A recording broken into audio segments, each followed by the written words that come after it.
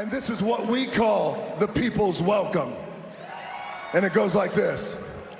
And the rocket's red glare, San Diego's aware that you are jacked as hell, but your balls still aren't there.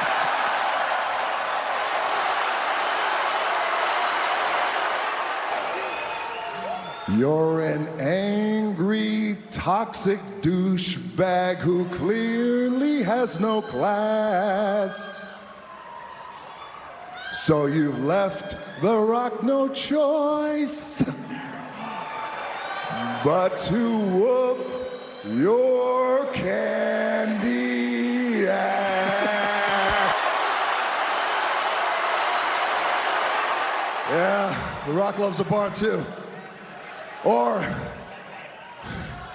should The Rock sit at the head of the table?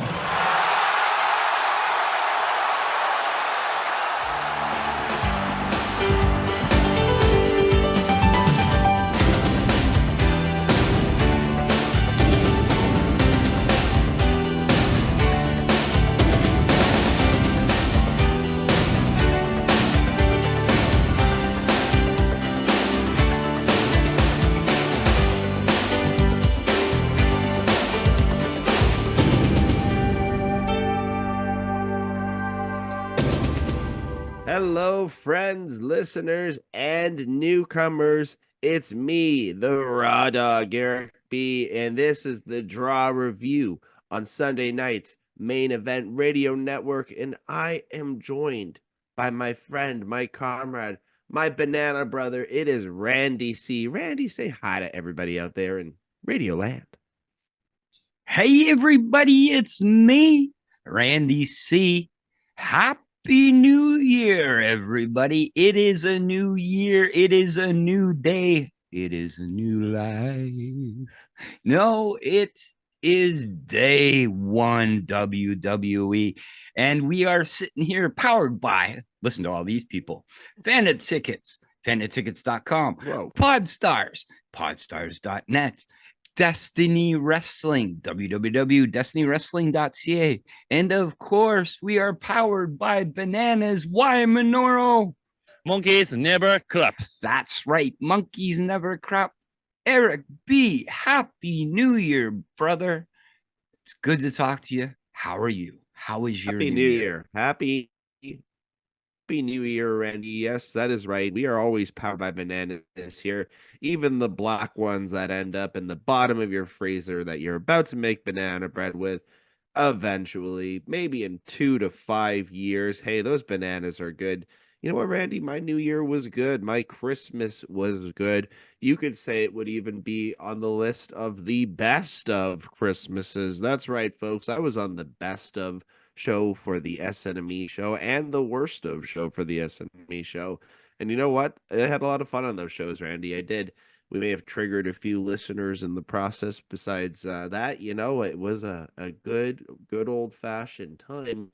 New Year's, what did I do? Oh, man, I just decided I was going to make a Las Vegas buffet worth smorgasbord of food. Unfortunately, there was no tacos. If there was tacos, I would have had at least 6 of them, in spite of my dating life. I could really give a damn. If you don't like that I eat 6 tacos, then you can get the hell out of here. I know that was a little bit of a rant, Randy, but I had to answer your question. That's fantastic. Well, that's good. Yes, I did hear you on the best of and the worst of. And in some cases, I did agree with you on your choices, but in most, I did not. But it's okay. That's what those shows are for opinions of your own, not of others. So never, ever worry about that. And yes, right. The best bananas are the black bananas because you can make a great little banana bread. But you didn't ask me, how was my Christmas and New Year's? And I will definitely answer, it was quiet. And that's what I like. I'm a grumpy old man. My back is sore. I had a lot of heating bean bags all over me. I bought a heated vest, actually, with my Amazon gift card. to help mount my back. And yes, it does work, but it only works for about 20 minutes until the heat wears off, and then you're just heating it back up again. But that was mine. But other than that, it was quiet. Listened and watched a lot of wrestling, which is always good. And just like stayed home with friends and family, and it was fun. A lot of people came over for the Christmas, had a nice little Christmas dinner, had a nice New Year's Eve spread, went to bed at 9 o'clock because that's what old men do. And yeah, it was a lot of fun. But we were going through best of worst stuff. I thought of an idea while we were talking here. What in the history of, we're going to go best of, what in the history of Christmas presents was your best ever Christmas present? Oh, hands down, that is the Super Nintendo when we were kids. I still have pictures of me and my brothers holding it up after it was opened. And the best part about it is that it's like I'm circa maybe 10 to 11 years old. Brother is probably around 12 years old. And we're both standing there in our just, gotchy, just Hanes underwear with a t-shirt on, and it's really strange look for sure. It's definitely not a stylish look. But it would pass definitely for like people of Walmart nowadays. It would definitely be like a regular go out, walk the streets kind of look for those type of folks. Definitely a Super Nintendo. What about yourself? It was 1979. I prepped for this. It's 1979, and yes, I live in a small little town of Barrie, Ontario. And yeah, people were cool out there, and had like nice banana seat bikes. And there's this one I wanted. It was called the Spider 2. And I begged my mom through all the summertime to get this bike, and I never got it. It's all black with yellow writing, forked front, big knobby tires on it, big ass banana seat. You could do the best wheelies on this bike. Me, a whole 80 pounds at the time. So Christmas morning, I woke up. I was past the summertime. So Christmas morning, I woke up, and guess what was in front of the tree? The Spider 2 banana seat bike. And I was happier than a pig in shit. But being a whole 80 pounds, I always wanted to do a wheelie in this banana seat bike. And guess what I could not do with my history of having the bike? A barrel roll? No, that was very easy. Okay. A wheelie. I could never do a wheelie on that. So let's go to worst of. What is the worst of Christmas gift you ever got? Oh God. Okay. So she doesn't listen to the show, thankfully, but my sister-in-law's mother, I don't know what that would make her to me legally, but my sister-in-law's mother last year gave me I don't know what it was. It was like it looked like a funnel. It had a cap on the end of it though with spikes. And I was told afterwards that it was to clean the ice off of my car. Now, if you were in Ontario or the surrounding areas last year, you would have known that we had one of the worst Christmas storms ever. Ice storm, snowstorm, whatever you want to call it. And I went outside to my car and I tried to use this funnel thing, which is apparently some viral thing from TikTok. And the first swipe I tried to do, the thing just completely broke in like three pieces, just shattered. And you know what? It was like the worst gift ever, but the best laugh that we've ever had about receiving a Christmas gift. Um, let's just give it also bonus points to the gift giver who did not take it out of the Purolator packaging before they provided to me for Christmas. That was that was the gift wrap with a bow on it. So that was definitely the worst gift I've ever received, but a great laugh and a hilarious laugh for the rest of the day and still to this year. Nice. What about you? What about me? Well, listen to this. It's almost a similar story.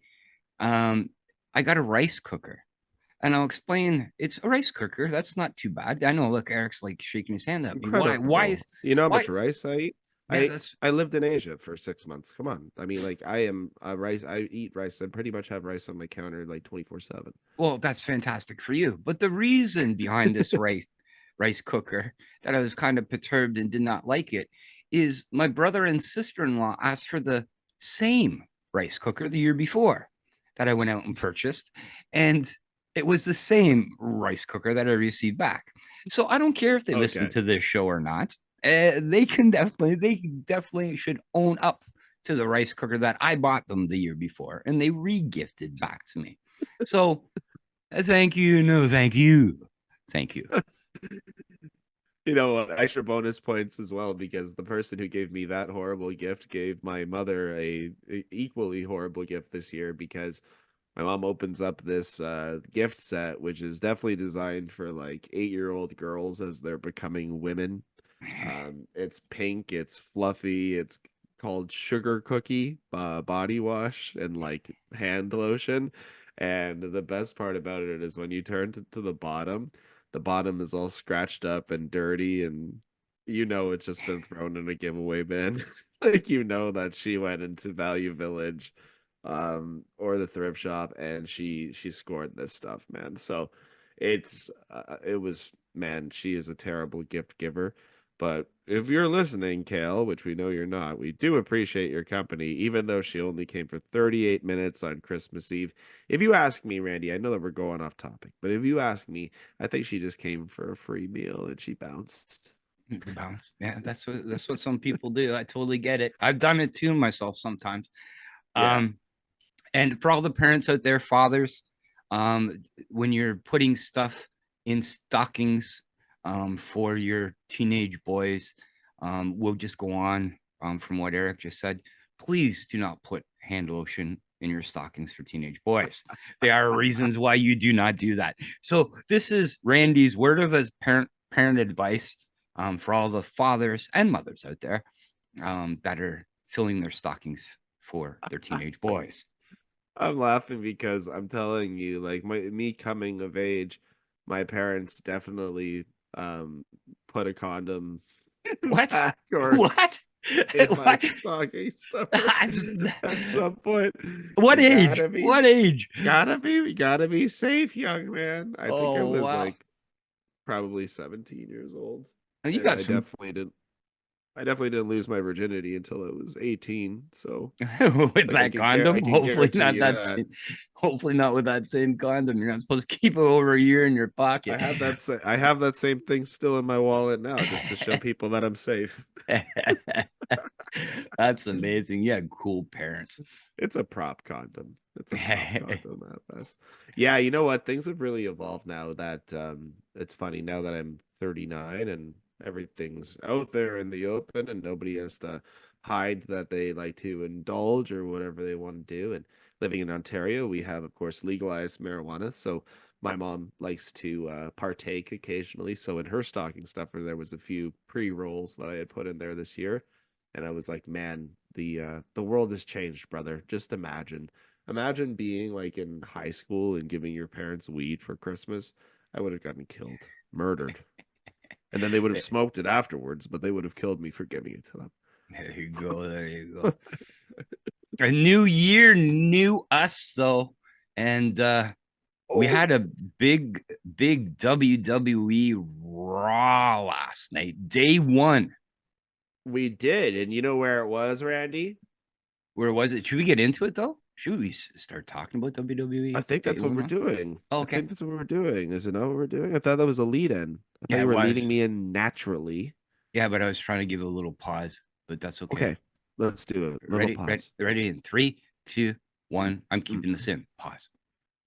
Oh my God, folks. We had day one yesterday, and today is day two. Day two, Randy. And guess what? Guess where it was? Guess where the Raw was located? It was in San Diego or San Diego, depending on who you want to listen to. I think Ron Burgundy says it the best. And the show started off with Adam Cole and Wade Barrett standing in the middle of the ring, giving us a breakdown of the entire episode. I, for one, thought that was giving me a little bit of a pay-per-view, a little bit of a different feel to things, for sure. And I was a little bit happy, but also a little bit perturbed because I knew what was going to hit afterwards. But as soon as I had Becky Lynch's music hit, I was like, great, we're getting this match. But then afterwards, I was very quickly reminded that Nia Jackson is in this match. So Nia Jackson, her new music that they've made for her is hit, clearly showing that she's getting a push. And you know what? As we talk about this match, Randy's probably going to lose his mind, and I might lose my mind as well, because it seems that Nia Jax is getting a solid push, Randy. Oh my God, what world are we living in? It's 2024. What's happening? What's I, going on? I have no clue, but yes, right away we noticed that Kevin Dunn is not in production anymore with WWE, and you notice That's it right big. away with that opening with the two people in the ring, and That's even in the big. production and the segments that are going on in this show. We'll talk about them as it goes along. But yeah, Kevin Dunn not being in there, and we feel it the first show. To the good, to the bad, we'll decide after. But yes, Nia Jax and Becky Lynch, the match Yeah. that we were not doing or liking or looking forward to, but there's a chance it might do something for us. But go ahead, There is a explain this chance. match. There is a chance. And also, I just want to say, big kudos to WWE. That change is huge. But even the video package that they did of Nia Jax and Becky Lynch, they actually made Nia Jax look like she talked like a normal human being in these promos. So they did a very good job of doing that leading into this match. The match starts off with Becky Lynch fast out of the gate with a punch. Nia just laughs it off, shrugs it off. Becky tries to rush her again, but Nia stops her with a body slam. Splash in the corner from Nia, then a elbow drop in the center of the ring. Becky hits a huge uppercut, a spin kick. She hits the ropes. Nia misses with a right, catches Becky with a massive bear hug. Ooh, a bear hug. Nobody likes a bear hug. Randy, I gotta ask you that question quickly. As far as rest holds go, where do you rank that bear hug? The one that she gave to Becky, Just in or a bear general. hug in general.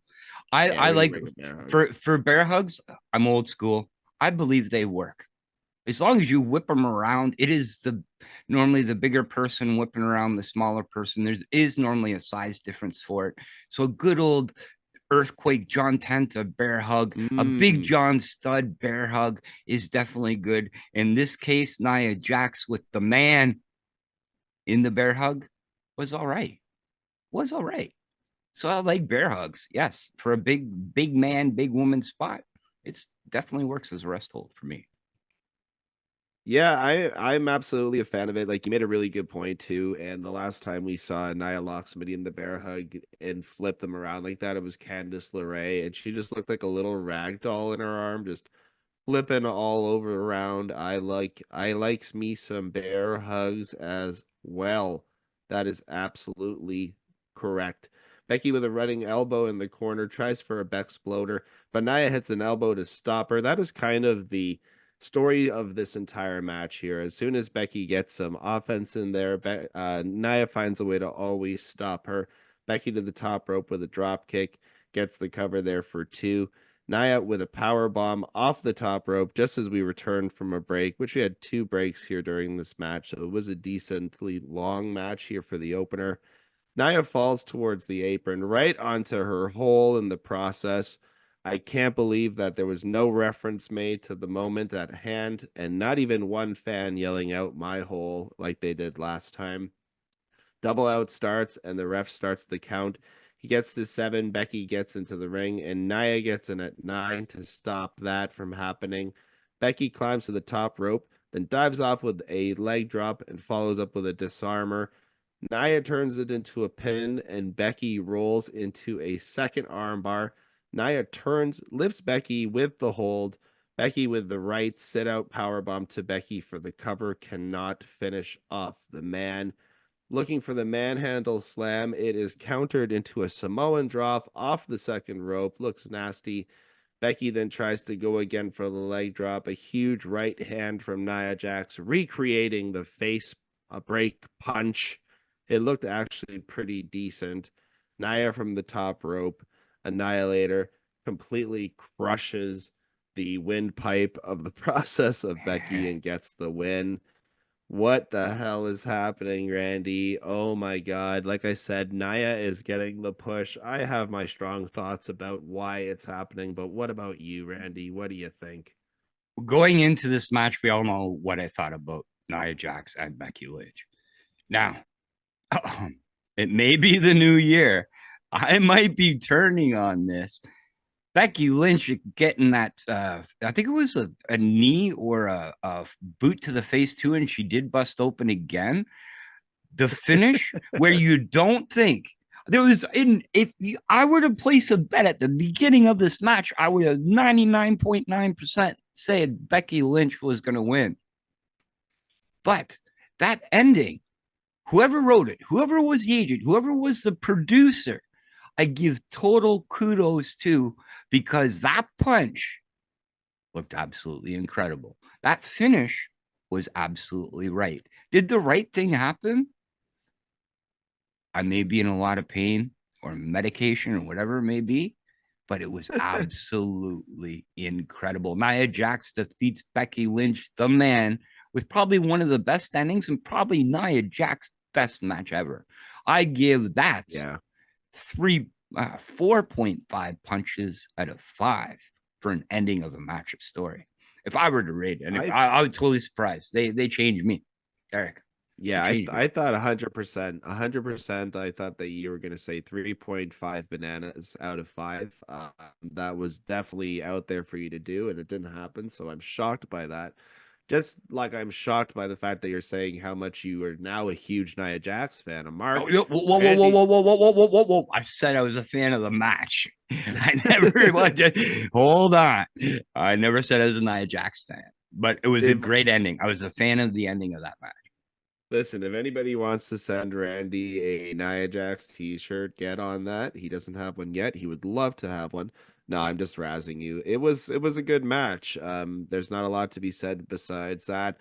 But the reason why they probably are going in this direction is because we have seen Becky at WrestleMania, SummerSlam, Royal Rumble. We've seen her at all of the large events doing the title run spot. So at a certain point, we have to switch it up to somebody else. They've been building Nia since she's been back in the company. They obviously want her to be an opponent for Rhea. And I don't know if it's going to be for WrestleMania or if it's going to be in between then. Probably in between then, but they need to build her up with some credibility. And how can you be more credible than beating, Becky Lynch in a match where she really threw everything at her? There was times when she even took some out of, Charlotte's bag, and she did a natural selection. She did a blockbuster. She really did everything that she could to beat Nia, and she couldn't. So you're right, Randy. Probably Nia Jax's best match as well. Okay.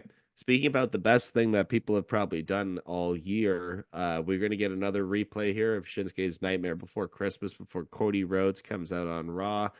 I was super disappointed by this segment, but we'll get into that because I was not expecting a segment. I thought we were going to get a match, especially when Cody Rhodes came out in his wrestling gear, claiming that he is stuck. He is stuck on Shinsuke Nakamura. Ooh, he's got a crush on Shin, Randy. He is stuck. Stuck on Shinsuke. Clip it. All right, I'm sorry. I won't sing again. I won't sing again. But we all know that Shin is a force to be reckoned with, but his rendition of Nightmare Before Christmas, he'd expect it to be more sophisticated. You know what, Cody? You're absolutely wrong. First of all, that rendition of Nightmare Before Christmas not only was sophisticated, but it was excellent. It was, like Randy said, whoever produced that match, whoever produced this whole segment with Shinsuke Nakamura and the Nightmare Before Christmas, that was the best thing that Shinsuke Nakamura has ever done. Shinsuke Nakamura appears on the screen again saying Cody's name 3 times. Cody, Cody, Cody. He says he never thought that it would be so easy to get into his head and become the author of his final chapter. He whispered the plot in his ear, and he pushed his character to the brink. He has blinded Cody so he cannot see the end, and that is hand in hand with Shinsuke misting the camera as he has misted Cody, and our own SNME's Matt Grant also got misted, as you guys might know if you follow him on Facebook, and that had his blue face for 3 days. So we all know what it's like being misted around here, and it's not nice. It is not nice. But Cody stands in the middle of the ring perplexed after this. And you know what, Randy? I am also perplexed, entirely perplexed by this because I was so hoping for this to be a match. And when this was not a match, it really brought the whole thing down for me, bud. How about you? Yeah, no, exactly the same. He did come out in his gear, like you said. So you were thinking at least if it wasn't Shinsuke, somebody else was going to come out and attack him or something. But yeah, again, the production with Shinsuke is absolutely incredible. This is his best gimmick so far. I liked him in NXT, but I think on the main level, we'll say Raw and SmackDown. This is his definitely best gimmick, and he looks the strongest, even though he's losing right now. With these little vignettes, promos. But yeah, no, it was really, really good. Yeah, no, I like the whole angle. I like the whole angle, but when we were talking, a few weeks ago before Christmas break about the card for day one, this is probably one of the top matches of that card, right? So Yeah. obviously they want to push it back. Maybe they want to do an elimination chamber thing out of it, but it just seems like we have a few feuds right now on Raw that are being drawn out as long as they possibly can be. Naya versus Rhea being another one that we just discussed as well. Okay, coming up next, we've got Kofi Kingston in shorts with Yeet Jey Uso versus Imperium, Randy's personal favorite, Imperium, I love him. believe. Yes, right? I love him. Yes, we do. We do like them around here. We do like them around here. Unfortunately, we see this match lead to a spot, I hope. I think it's I a don't think spot, so. Not from what I'm reading last night. I don't think it was. This may really? I be the mean, yeah. From what I'm reading last night, in that spot, he did get hurt, concussed, I guess you can say. yeah. So there may be some time off for some Vinci in the Yeah. future.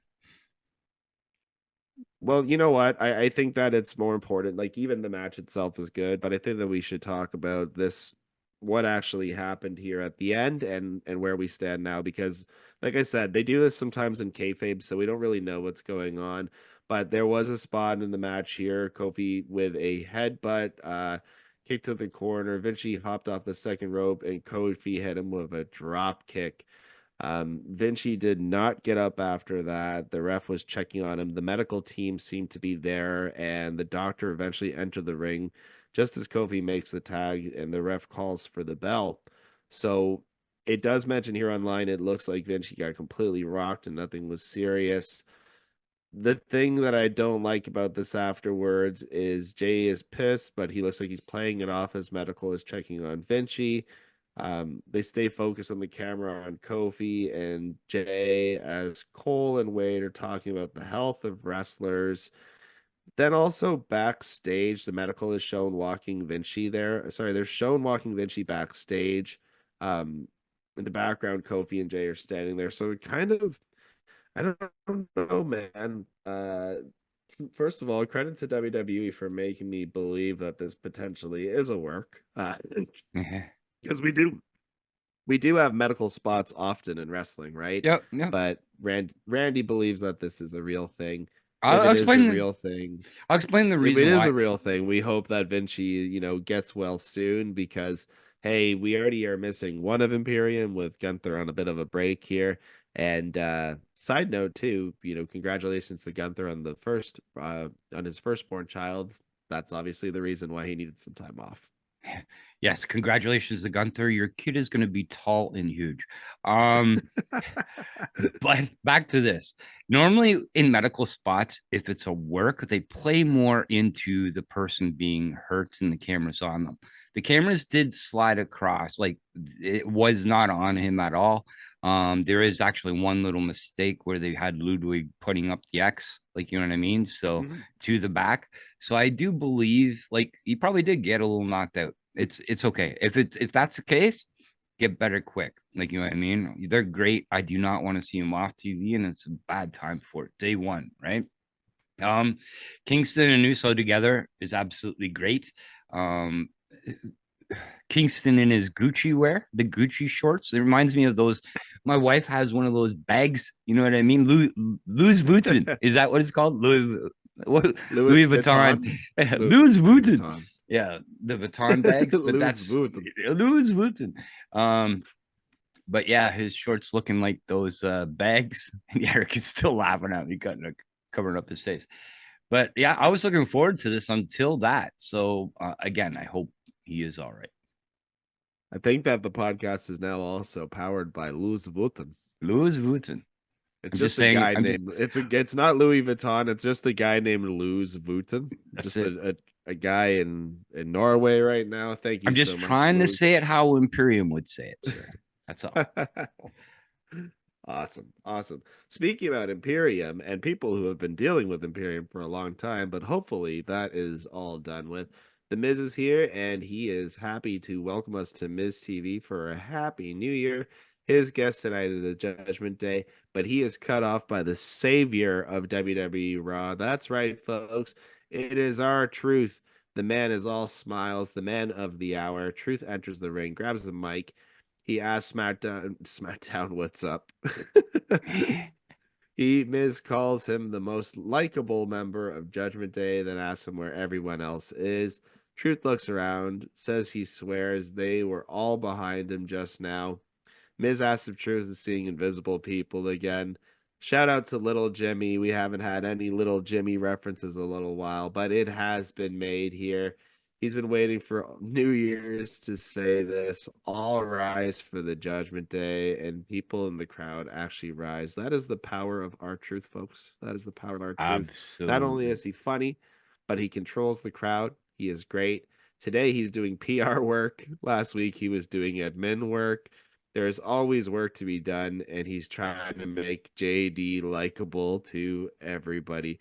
Poor JD McDonough, man. He is getting the beats. Not only is he getting the beats online with even Randy Orton saying that he knows how huge his head is, but he is getting the beats on Raw, and it is just so good. I love it, Randy. We love R-Truth around I here. think that Funko Pop trend that's going on Instagram and Twitter right now and all the social media is because of JD and his head. Because that was the first ones that I've seen of it, and it's sort of relevant. But yeah, it is funny, and he's going along with it great. Thank you, Jay. Yeah, it's great. This brings out JD McDonough and Dom. No member of the Judgment Day would ever be caught dead on Miz TV. I don't know about that. I mean, I think R-Truth is kind of a member based on what happened, before the new year. Dom tries to talk. It doesn't work out. And R-Truth asks, what is it like not being able to even talk and being booed in your own hometown? Dom is just getting the beats no matter where he goes as well. So he can be gone. Truth then does a funny as kick away thing. Miz brings up Judgment Day's loss. JD's loss, saying that the stipulation was clear. So why is JD still here? Dom still can't talk. And Miz ends up saying, 2023 was a great year for him. And you know what? 2023 was a great year of resurgence for the Miz. And when I think about great comebacks that we got this year, I'm actually surprised that Miz wasn't one of the guys that was at the top of my list. Thinking about it now. Yeah, but the beginning of the year he was pretty slow because he wasn't irrelevant at the beginning, but near halfway through, maybe that's the reason why. But you're right. This is true. No, this is absolutely true. But anyways, Truth, ultimately he thinks that he is in the Judgment Day. He's wondering if he's going to be tagging with Dom. If not, he says I guess he's be tagging with JD. Miz clears it up. It is going to be the Miz, the awesome Truth versus Dominic Mysterio and JD McDonough. So that match, when we come back from commercial break, has already started. Truth is on the wrong side of the apron. He still believes that he is on the Judgment Day for this entire match, and it is hilarious. Judgment Day with a double team to the Miz, but he ends up hitting a Hurricanrana on good old Dami. JD floats in, shoves Truth to the ropes. Truth comes back with a spinning elbow of his own. Truth then tries to tag in Dominic. It does not work out because they are not on the same team. JD McDonough hits him with a clothesline. JD attacks the head, hangs Truth up on, chokes him with the ropes. There's a tag made to Dominic, who hits the ropes and hits the 619. I find it funny how months and months Dominic could not hit that 619 as a heel, and now it just seems like every single time he is nailing that, man. Just completely nailing that 619, as we can see here in this match. Miz is handling both the Judgment Day members, JD and Dominic. He hits a crossbody up the springboard, goes for a cover, and does not get the pin. Dom pulls himself up in the corner, and Truth is beside him doing the same thing. They argue about Truth being in the Judgment Day. Honestly, Truth is the Judgment Day, in my opinion. If he is not in the Judgment Day, then he is still one of the best members of the Judgment Day. JD hits a massive headbutt. Oh my God. If somebody should be doing a headbutt gimmick, it is JD McDonough. Tags in Truth, but he doesn't realize that it's Truth. JD then sees it, wonders what the heck Truth is doing. JD holds Miz up, says that he is in the Judgment Day, then attacks Miz. Truth spins his hand, getting ready to do the attack. Says he is sorry. He loves Miz. He strikes for a right, but Miz ducks, and Truth hits JD McDonough here. Miz shoots Dom off the apron. Skull-crushing finale for the win for the awesome Truth. Honestly, not a great wrestling match itself, but as far as a comedy spot goes, as far as just a great segment goes, this was a fun 10 minutes, Randy. Oh yeah, 100%. R-Truth with the "I love you, I'm sorry," right? And then goes, and it was great. Everything about this was great. R-Truth, the awesome Truth reuniting, and yeah, proving himself. He should be in the Judgment Day because he's beating all the members in it realistically, with the tags to Dom, and Dom's like, no. It was great. I really enjoyed this match. It was a great comedy match. Everything about it was good. R-Truth is over. Thank you, WWE, for bringing R-Truth. We won watching this match. And you know what else you can win at, Eric? What? Play sponsored ad here. Are you in the market for a used vehicle for your family or business? North Toronto Auction hosts public auctions twice a month, and everyone's invited. Hundreds of cars, trucks, SUVs, commercial vehicles, and heavy equipment are available. Plus, travel trailers, motorcycles, snowmobiles, ATVs, and more. View the entire selection at NorthTorontoAuction.com. Bid online or bid in person. Bid on items from government agencies, financial companies, fleet managers, car dealers, and public consigners. For more information, visit us online at NorthTorontoAuction.com. Yes, auctions is where you can win at, and we definitely won again during this match. Ooh, auctions, absolutely. Yes, you can win big. So take a chance. I think that's somebody else's shtick, actually. I don't know if that it's been copywritten yet, so maybe we shouldn't say take a chance. But yeah. Anyways, if you are failing to see the immediate impact of R-Truth, and I don't know what you are watching, friends, R-Truth has probably more impact right now on Raw than CM Punk's return does. More impact on Raw than Randy Orton's return does to SmackDown.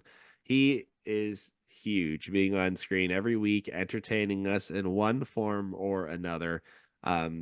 But also, I do have to mention CM Punk. He hasn't even wrestled a match on TV yet, but the guy helped sell out, Madison Square Garden for a house show just to see his first match back. So 16,000 people large is pretty crazy for a house show. So we will see CM Punk's impact when he is back on TV, and he is coming back on TV next week. Yay! All right. We're going to get a quick recap here of Piper and Green losing their titles. We get a shoddily produced In the Club thing where Chelsea Green and Piper Niven entered our club to challenge the new champs. Said new champs toss drinks into the evil counterparts. Then they dance for 7 seconds. Randy, you need to remember that they are club girls and they are rave chicks. No matter what, we're not going to care if Kaden and Katana can do anything besides dance, drink, and look super cute in their rave outfits. There you go, Chelsea Green in the club. Here's a little production that you definitely would not see in WWE Raw or SmackDown as of late as well. Another Kevin Dunn, I guess, removal. This is more or less like an NXT segment that they used to do in NXT. Chelsea Green proving that she's getting older, doesn't deserve to be in a rave or a club, or doesn't feel comfortable. But this thing worked. I actually didn't mind it. Oh, Randy. Oh, Randy. Randy was just excited because he saw Chelsea Green in a club, and he thought to himself, as a young Randy, going around maybe Club 107/108 in the giant 8 dancing pit and seeing a young Chelsea Green there and saying to her, "Do you want to dance? Do you want to dance, Chelsea?" Actually, I don't know. Would you have said, "Do you want to dance" to her, or would you just kind of came up behind her and started doing a little banana dance? Yeah. Oh no, that was definitely banana dancing over the place. Like, just like putting yourself in there, and as they slowly turn, like, you know what I mean, away, and then you go right in front of them, and then they're like, da, da, da. Sorry if you guys can't see it on camera right now. I'm like doing exactly, and Eric is breaking, but that's how They know. Randy C was. How then when Randy C turned into Zane, oh, the chicks were there. They were dancing with me, but yeah, but they were that's the a ones different story. dancing. They were the ones dancing. That's Randy it. made them dance. Randy had bands to make them dance. That's right. Sorry, Rands to make them dance. Oh, Right. that was horrible. Speaking about something that wasn't horrible and that was actually pretty decent, up next we have the WWE Raw Women's World Championship match, and this is between the challenger Ivy Nile and Rhea Ripley. And like I said, this was actually pretty decent. I'm not going to say it was great, but it was definitely Sereno. The match started off with Rhea slamming Ivy down face first, which led to Ivy lifting Rhea up with a fireman's carry. Rhea is just completely shocked. She is like, "Whoa, girl, you are strong." No, she doesn't say anything like that. But there was a funny video actually that came out over the holiday too from that event that I talked about in Madison Square Garden, where a fan touched Rhea and she said, "Oh my God, get your disgusting hand off of me. Only Dom can touch me." So Rhea, you are amazing. Absolutely amazing. Rhea lifts Ivy by the head, talking about strength, whips into the corner. Ivy hops over her back, kicks, and Ivy catches. Kick to Rhea. Ivy then to the top rope, crossbody off the top rope. One of her favorite moves, which we see her go back to many times in this match. Many, many times. Rhea misses with a right, and the kick from Rhea knocks Ivy completely down. Ivy is able to send Rhea to the outside as we go to the break. We're back and in the ring, and Ivy with some leg kicks. Ivy with her Karana as well. She looks really solid in this match, actually. Definitely a lot more solid than Maxine Dupree did in her attempt. Yeah, 100%. 100%. She locks the head of Rhea up here. Rhea escapes, but Ivy hits the ropes and hits a very solid tornado DDP. Rhea then grabs Ivy by the hair, sends her into the corner, shoulder first, the shoulder-itis, and the ring post-itis, as I like to call it. Shoulders are coming into the stomach here, lifting Ivy up to the top. Right hands to the head. Rhea then climbs and locks up the head. Ivy tries to fight back. She sits down. Rhea with a right, which is blocked. Ivy tries for a sunset flip powerbomb, but Rhea swings with her right hand. Ivy catches the right, pulls Rhea into the buckle, and hits a German off the ropes. There is a lot of hope spots in this match, folks, but none that is bigger than that one. Ivy then tries to follow this off with the top rope. Rhea cuts her off as she goes for her crossbody with a headbutt. I love it when Rhea hits that headbutt spot. Huge knee, riptide, cover. Winner is Rhea Ripley. Randy, like I said, as I'm discussing this match, if only the match between Maxine Dupree and Rhea Ripley could have been even a quarter of as good as this one was, but this was a great showing for Ivy Nile. Quarter, an eighth, or like an eighth of an eighth. But yeah, Ivy Nile coming out. The Creed brothers are over. Ivy Nile is over. She is the mini powerhouse. She is the Mighty Mouse of WWE, coming to face the Rhea Ripley, the powerhouse of WWE. Yeah. This match started off like I presume that a lot of us know that Ivy Nile wasn't going to win this match, but she looked good.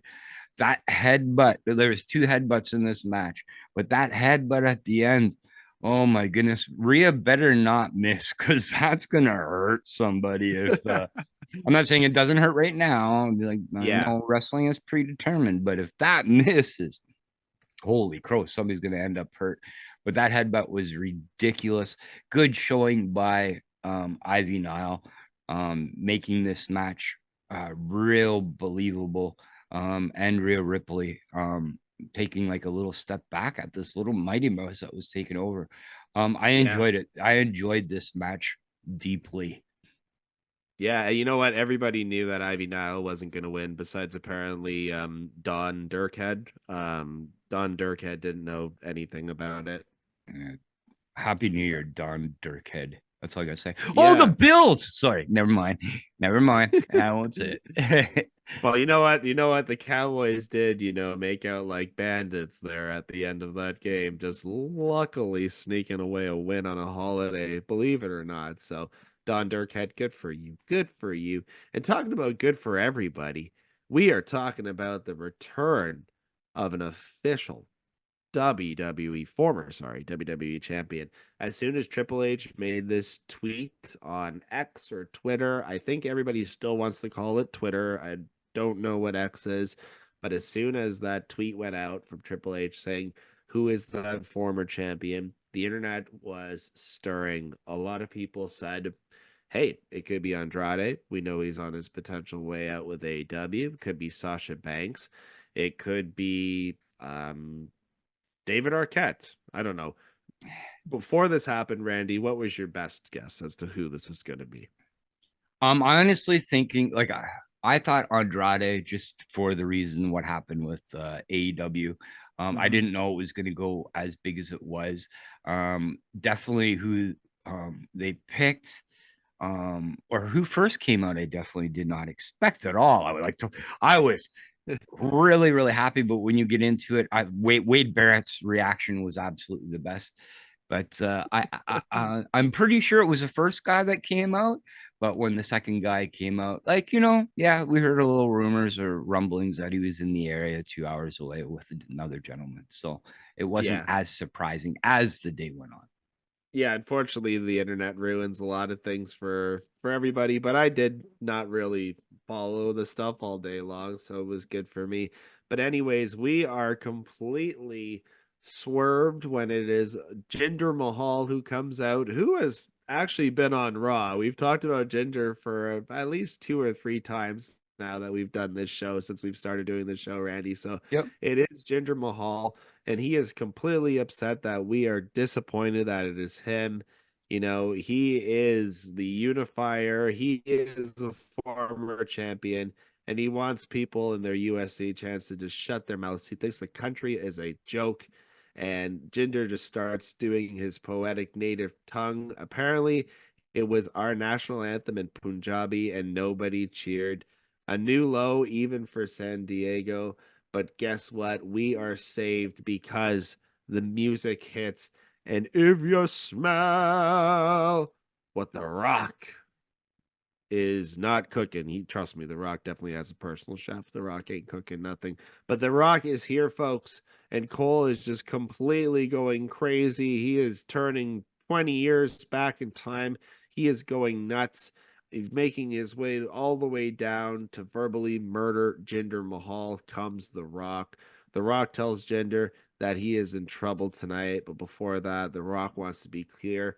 Jinder is right about one thing, that he is not the Iron Sheik, because The Rock knew him, loved him. We all loved him. That was funny. Yeah. Did we all love the Iron Sheik? I'm not sure about that. I'm not sure if everybody did. I don't know if Hulk Hogan did. That's for sure. Yeah. But yeah, Randy, The Rock is here, and he's finally come back to San Diego. This is huge. We got The Rock on the screen here on TV. And eventually it does break down into a little bit of some fisticuffs between the two gentlemen when Jinder tries to attack him Rock hits a nice looking spine buster dead center in the ring, hits a people's elbow. He looks like not only is he here for this promo, but he looks like he actually has been training when he hits these two moves, because everything looks clean, everything looks smooth. And, kudos to Randy for the start of the episode as well. Jinder Mahal at one point, this probably upset The Rock the most. He said, "Thankfully, I've never seen Baywatch." Then no one else did either, is what The Rock said. You know what? I liked that movie. I did too. I liked Baywatch a lot, and maybe it was just like the age at the time, but you know what? I think I'm gonna watch that movie again, and I'm gonna say it was probably just as good. But yeah, The Rock, Randy, that's who it is. And Yeah. he leaves us with the biggest little bit of hanging fruit of the of the night. The Rock is going out tonight. He's going to get himself something to eat. Should he sit at a booth at the bar, or should he sit at the head of the table? Ooh, the internet is going crazy. WrestleMania plans have changed, is what people are saying. But Randy, give me your insights, brother. The crowd goes wild. I enjoyed this whole segment completely, right from when Jinder walked out and Wade Barrett, I am overly impressed. Michael Cole's like, what is this? So once they did that, right, I was like, I know something else is coming up. Brilliant writing by WWE, because nobody in their mind expected Jinder Mahal to walk out. And if you did, you are lying. So message me on that. Jinder going up against the United States and America, and then when the Rock came in and hit, he just knows. This was probably, honestly though, I will retract it, I should say. He was doing a lot of on the spot thinking, The Rock, in this, and you could tell with the words that he was saying, but it was still, he knew his punchlines, like he was still going over. People want The Rock like forever, like just they love The Rock, and it was the perfect thing to do. The ending, that little tease of head of the table, is the perfect thing to do. It is the match we do want to see at WrestleMania for the head of the table. It was absolutely perfect. So kudos to WWE again. Kudos to Jinder Mahal. Kudos to Wade Barrett. Kudos to Michael Cole. And kudos to The Rock, obviously. This is a match we're going to be looking forward to. And you know what else, Eric, is a match we're going to be looking forward to? Do you know what? Play sponsor ad here. Hey, did you know that Saturday, February 24th, Destiny World Wrestling returns to Oshawa and the Children's Arena for Destiny's Reckless? Is that the event featuring the indie god himself, Matt Cardona? You bet it is. I heard he's not going to be there alone. I heard Steph DeLander's showing up. I heard Fight or Flight is showing up. Vanna Black, Tara Zepp, Lindsay Dorado, and a whole bunch more. Man, you better get your tickets now. They're on sale at www.destinywrestling.ca.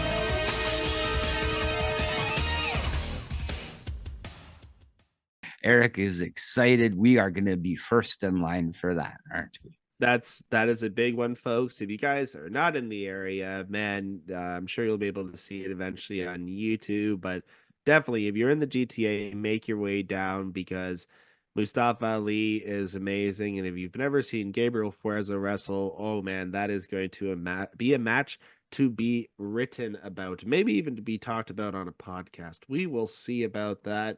But Randy, I completely agree with you about all of the points that you made there. The Rock is just huge for the industry. Being back in that WrestleMania match, a lot of people are writing right now, ooh, this is a problem. WrestleMania plans have now changed. What are they going to do with Cody? What are they going to do with LA Knight? All of these things being an issue.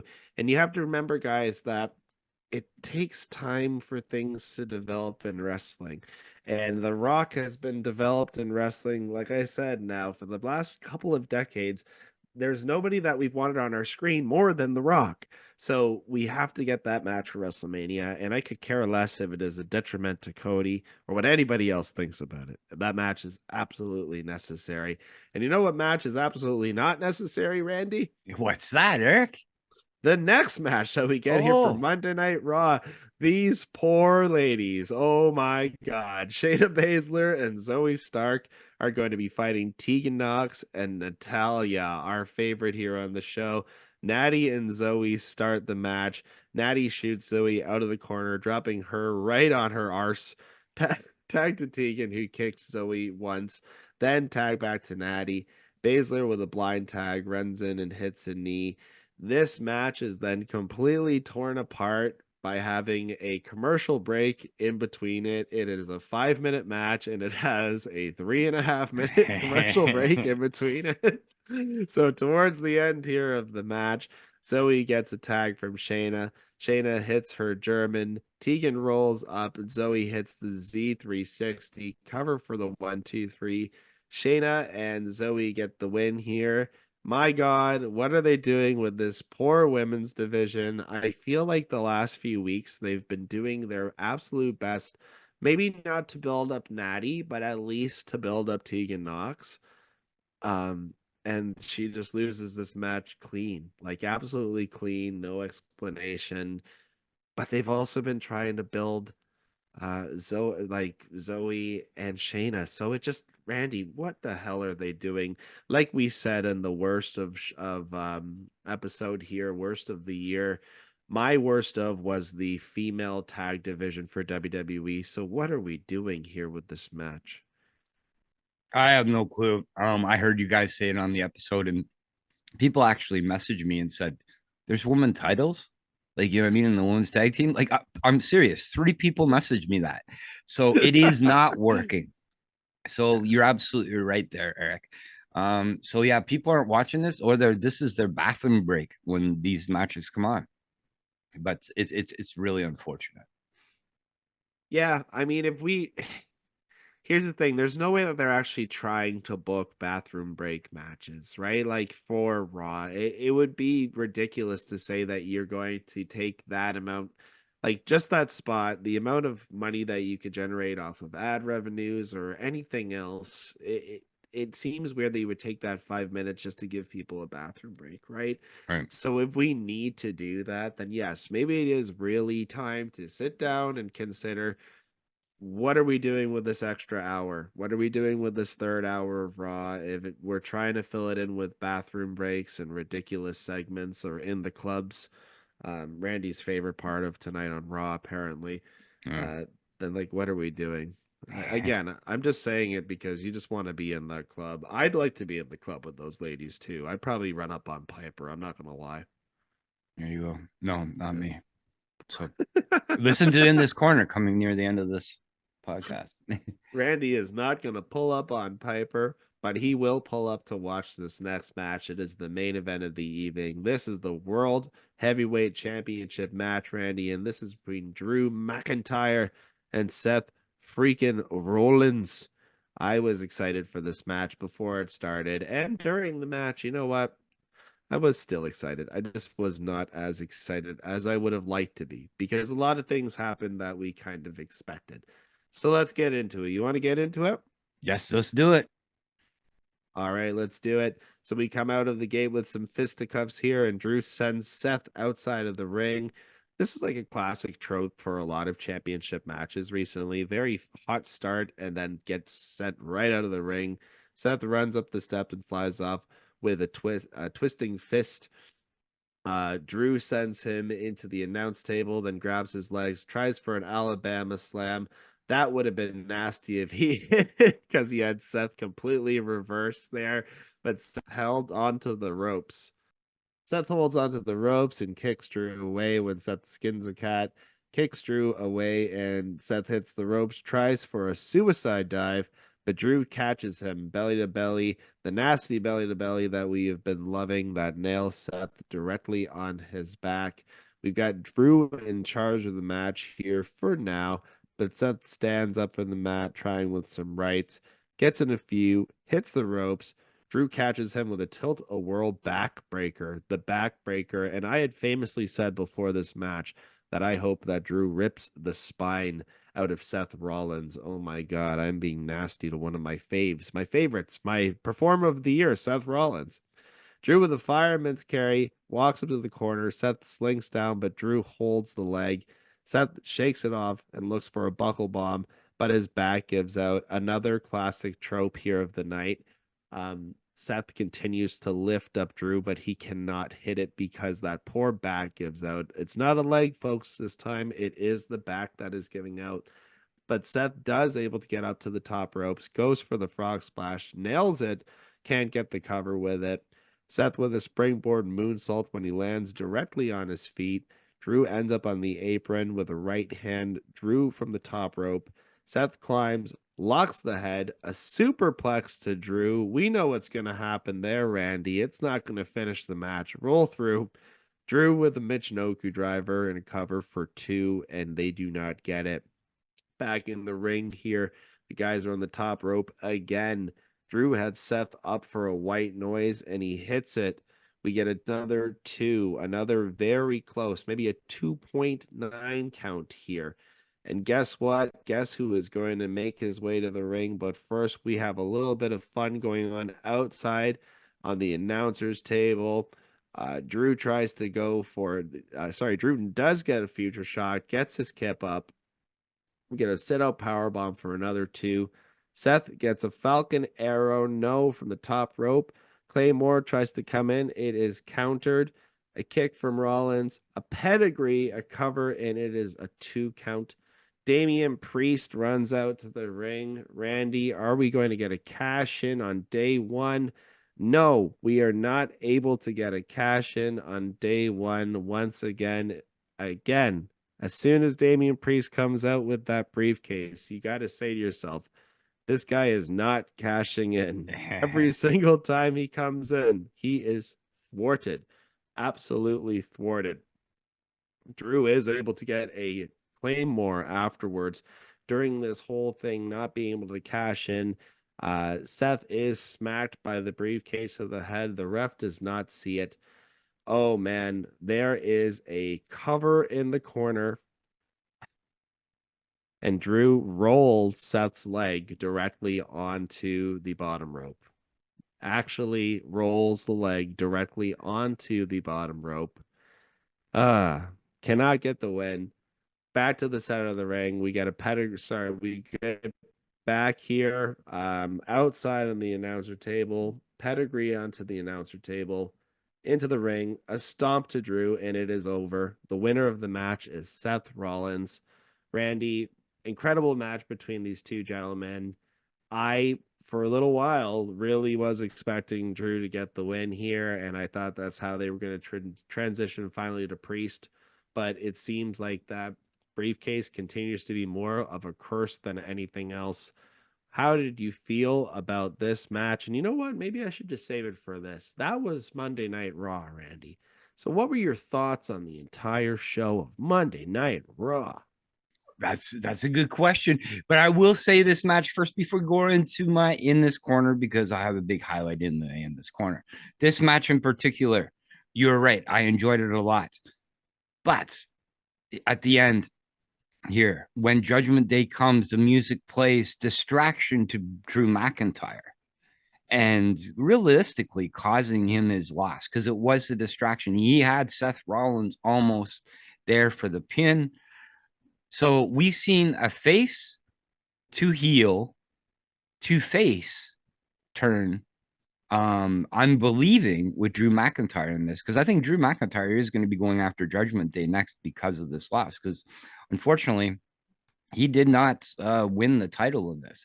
So yeah, I enjoyed it a lot. I want to see the direction of where Drew McIntyre goes, because he can't be the gatekeeper for this belt forever, and he can't be going into any belt programs realistically with losing for all these different belts he's been going for. So Judgment Day, screwing up again somebody else's title. And Damian Priest, like you said, he's not going to cash in this briefcase. It's not going to happen at all. So unfortunately, but what did I think, Eric, of this episode? What did I think of this day 1 episode of WWE Raw? Yes. Welcome to In This Corner. Ooh, I love this. Randy, love you, Randy. Make love to me, Randy, please. Randy, that's enough. Mr. Randy. Randy.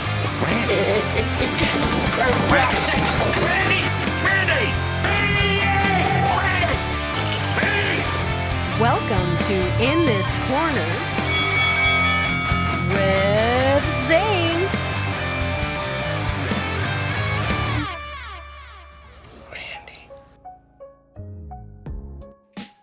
Day one WWE Raw was a great start for WWE programming for me this year. Yes, last year, pretty much the whole year, there was like a little turn, a little adjustment where it wasn't so good of nobody really wanted to watch television to a must-see watch every Monday. To me, and not because we just record for this product, but to me, the number one WWE program out there. This day one definitely proves that as well, where we had both great wrestling and great promos. There's not many times that you have both of those in together in one match. The Rock returned. More people watched day one than they did watch Baywatch. The Rock told us that. R-Truth killing it again, making us laugh. Absolutely incredible every week that he's on TV. Now, the big surprise for me, yes, it must be the new year. New year, new me. Becky Lynch versus Nia Jax. The ending was fantastic.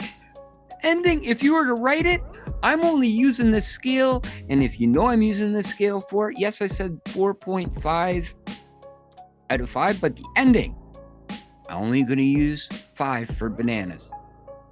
5 bananas. 5 bananas. Absolutely incredible for an ending. You couldn't have written it better. So, what did I think of this week's WWE Raw Day 1? I give it 2 thumbs up and a big Chiquita banana smile. Thank you for starting off the year right. Thank you, WWE. Thank you. Randy's got a banana smile in his mouth from ear to ear right now. It looks ridiculous. He looks like a child that has way too much food in his mouth. But guys, man, what a great in this corner from Randy. Yeah, I mean, I felt like this was like an above average episode for Raw. I don't think it had like the pay-per-view feeling that think they were hoping for going for as we were building up to it. And I think for me, Randy, the thing that took me out the most is the Shin and Cody match being next week. So am I excited to see that match? Yes, I am. So that will make me tune in next week. But I definitely was very excited to get it this week. I wanted it on the first day of the year.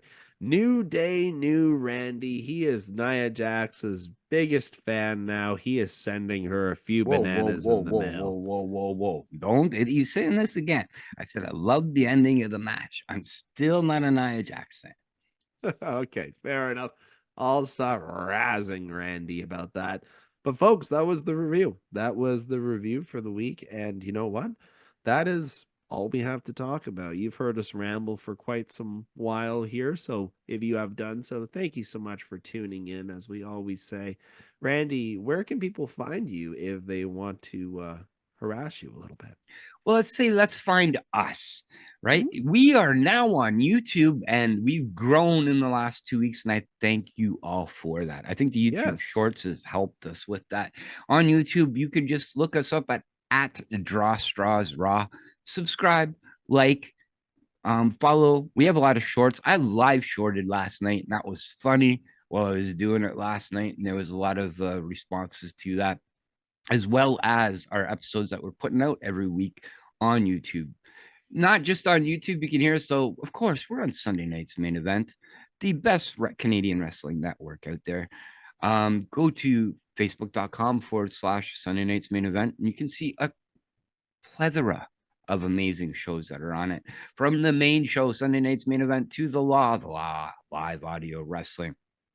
You have George Mackay and Straight Talk Wrestling, George Mackay and Uncle Bobby B with MLW Rewind. You have Steve Swift with Steve Swift's Rambling Reviews and his Continental Review, a must listen to. You also have our buddies, our pals, the Smack Daddies doing their SmackDown review, where Gimpy Mitchell sometimes definitely likes to leave a comment and want to be heard out, so on and so forth. And oh, by the way, Rob Arbrick, I got your messages last night. Nia Jax is not my favorite, just like Eric keeps forcing it down my brain today. But again, I just like the ending. Yeah, so we have a whole bunch of great shows on the network. Soon, we have to see though. We have a show that my buddy here, Eric B, stars in. It's called Impactful. Will we be changing the name soon, or what will we be doing with that? Impactful is kind of in limbo at this for the time being. The name might remain the same. The show might change entirely, folks. We don't know. But either way, you can find me and Randy, like he said, our YouTube page is growing. Become our 1,150,000 subscriber. You can do it today. You can get onto the Draw Straws page. It is definitely Randy is killing it with the shorts on this page too. I gotta say, man, there's just so many there. There's a lot of banana action. So if you're down with bananas and you're down with the Draw Straws, this is definitely the place for you. Thank you guys, as I said already, but thank you so much for listening if you made it all the way to the end of the show here. As always, take care of yourselves and each other and continue to live your lives impactfully. Everybody, Happy New Year. Happy New Year, Eric. And love wrestling. Deuces. Deuces.